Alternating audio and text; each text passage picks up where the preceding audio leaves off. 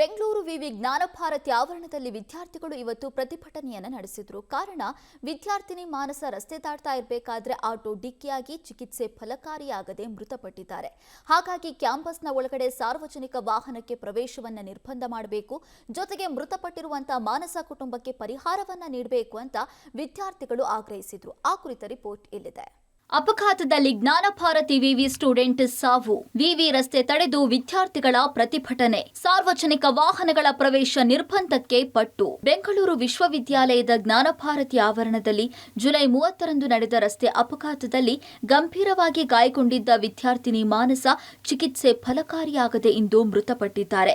ಮಾನಸ ಸಾವಿಗೆ ನ್ಯಾಯ ಸಿಗಬೇಕು. ವಿವಿಯಲ್ಲಿ ಓಡಾಡುವ ಸಾರ್ವಜನಿಕ ವಾಹನಗಳ ಪ್ರವೇಶಕ್ಕೆ ನಿರ್ಬಂಧ ವಿಧಿಸುವಂತೆ ಆಗ್ರಹಿಸಿ ವಿದ್ಯಾರ್ಥಿಗಳು ರಸ್ತೆ ತಡೆದು ಪ್ರತಿಭಟನೆ ನಡೆಸಿದ್ರು. ಯಾರು ಬಂದಿಲ್ಲ ಸರ್ ಯೂನಿವರ್ಸಿಟಿಯಿಂದ. ಆ ಅಪ್ಪ ಅಮ್ಮನ ಅಳು ನೋಡಕ್ ಆಗಲಾರ್ದೆ ನಾವೆಲ್ಲ ವಾಪಸ್ ಬಂದಿದ್ದೀವಿ ಸರ್. ಅಲ್ಲಿಂದ ಮೈಸೂರಿಗೆಲ್ಲ ಡಿಸ್ಚಾರ್ಜ್ ಮಾಡಿ ಕಳಿಸಿ ಸರ್. ನಮ್ಮ ಕೋರಿಕೆ ಇಷ್ಟೇ ಸರ್, ಒಂದು ಮೇನ್ ರೋಡ್ ಬಂದ್ ಆಗ್ಲೇಬೇಕು ಸರ್. ಆ ರೋಡ್ ಮೇನ್ ಬಂದ್ ಆಗ್ಲೇಬೇಕು. ಮತ್ತೆ ಆ ಮಾನಸನ ಹುಡುಗಿ ನ್ಯಾಯ ಸಿಗಬೇಕು. ಅವರಿಗೆ ಗೌರ್ಮೆಂಟ್ ಇಂದ ಆಗಲಿ ಇಲ್ಲ ಯೂನಿವರ್ಸಿಟಿಯಿಂದ ಆಗಲಿ ಅವ್ರ ಮನೆಗೆ ಏನ್ ಸಲ್ಬೇಕೋ ಸಲ್ಬೇಕು ಸರ್. ಆ ಹುಡುಗಿಗೆ ಪರಿಹಾರ ಸಿಗಲೇಬೇಕು ಸರ್. ಸಿಗೋವರೆಗೂ ನಾವು ಹೋಗಲ್ಲ, ಇದೇ ಥರ ಸ್ಟ್ರೈಕ್ ಮಾಡ್ತಾ ಇರ್ತೀವಿ. ನಾಳೆನೂ ಕೂಡ ಮುಂದುವರಿಯುತ್ತೆ. ಆ ಫ್ಯಾಮಿಲಿಗೆ, ಆ ಕುಟುಂಬಕ್ಕೆ ಏನು ಅನ್ಯಾಯ ಆಗಿದೆಯೋ, ಆ ಹುಡುಗಿಗೆ ಏನು ಅನ್ನಾಗಿದೆಯೋ ಅದೆಲ್ಲ ಪರಿಹಾರ ಕೊಡಲೇಬೇಕು. ಇನ್ನು ರಸ್ತೆ ತಡೆದು ಪ್ರತಿಭಟನೆ ಮಾಡಿದ್ದ ಹಿನ್ನೆಲೆ ಟ್ರಾಫಿಕ್ ಜಾಮ್ ಉಂಟಾಗಿ ಸಾಲು ಸಾಲು ವಾಹನಗಳು ನಿಂತಲ್ಲೇ ನಿಂತಿದ್ವು. ಮೃತ ವಿದ್ಯಾರ್ಥಿನಿ ಮಾನಸ ಬೆಂಗಳೂರು ವಿಶ್ವವಿದ್ಯಾಲಯದ ದೃಶ್ಯಕಲಾ ವಿಭಾಗದ ಪ್ರಥಮ ವರ್ಷದ ವಿದ್ಯಾರ್ಥಿನಿಯಾಗಿದ್ಲು. ಜುಲೈ 30ರಂದು ನಾಗರಬಾವಿ ಕಡೆಗೆ ತೆರಳುತ್ತಾ ಇದ್ದ ಆಟೋ ಡಿಕ್ಕಿ ಹೊಡೆದಿದೆ. ಗಂಭೀರವಾಗಿ ಗಾಯಗೊಂಡಿದ್ದ ಮಾನಸಾಳನ್ನ ಆಸ್ಪತ್ರೆಗೆ ದಾಖಲಿಸಿದ್ರೂ ಚಿಕಿತ್ಸೆ ಫಲಕಾರಿಯಾಗದೆ ಮೃತಪಟ್ಟಿದ್ದಾರೆ. ಇದರಿಂದ ಸಿಡಿದೆದ್ದ ವಿದ್ಯಾರ್ಥಿಗಳು ಮೃತಳ ಕುಟುಂಬಕ್ಕೆ ಪರಿಹಾರ ನೀಡಬೇಕು ಅಂತ ಆಗ್ರಹಿಸಿದ್ರು.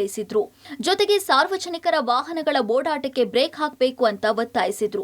ಸ್ಥಳಕ್ಕೆ ಕುಲಪತಿ ಭೇಟಿ ನೀಡಿ ಸಾರ್ವಜನಿಕ ವಾಹನಗಳ ಪ್ರವೇಶ ನಿರ್ಬಂಧ ಹಾಗೂ ಪರಿಹಾರ ನೀಡುವ ಭರವಸೆಯನ್ನ ನೀಡಿದ್ರು. ಈ ಗಾಂಧಿ ಭವನ ಎಷ್ಟೊಂದು ಟ್ರಾಫಿಕ್ ಆಗಿಬಿಟ್ಟಿದೆ, ಬಹಳ ಸ್ಪೀಡಾಗಿ ಓಡಿಸ್ತಾರೆ. ಅವ್ರು ಎಷ್ಟು ಹೇಳಿದ್ರು ಕೇಳೋದಿಲ್ಲ. ಬರೀ ವಿದ್ಯಾರ್ಥಿಗಳಿಗೆ ಆಶ್ವಾಸನೆ ಕೊಡೋದಲ್ಲ, ನಾವು ಒಂದು ಕ್ರಮ ತಗೊಳ್ಬೇಕು, ಶಾಶ್ವತವಾದಂತಹ ನಿರ್ಧಾರ ಮಾಡಿದ್ದೇನೆ. ಆ ರಸ್ತೆಯನ್ನು ಮುಚ್ಚುವಂತಹ ಕೆಲಸಕ್ಕೆ ನಾನು ಸರ್ಕಾರಕ್ಕೂ ಗಮನಕ್ಕೂ ತರ್ತೀನಿ. ನಾನು ಇವತ್ತಿಂದನೇ ಅದನ್ನ ಶುರು ಮಾಡ್ತೀನಿ. ನಿರ್ಬಂಧ ಅನ್ನ ಹೇರ್ತೀನಿ ಈ ರಸ್ತೆಗೆ. ಮುಖ್ಯವಾಗಿ ಈಗ ಮೃತ ವಿದ್ಯಾರ್ಥಿನಿ ಅವರ ಕುಟುಂಬಕ್ಕೆ ಏನಾದರೂ ಪರಿಹಾರ ಕೊಡ್ತೀವಿ. ನಾವು ಯೂನಿವರ್ಸಿಟಿನ ಹಣ ಕೊಡ್ತೇವೆ.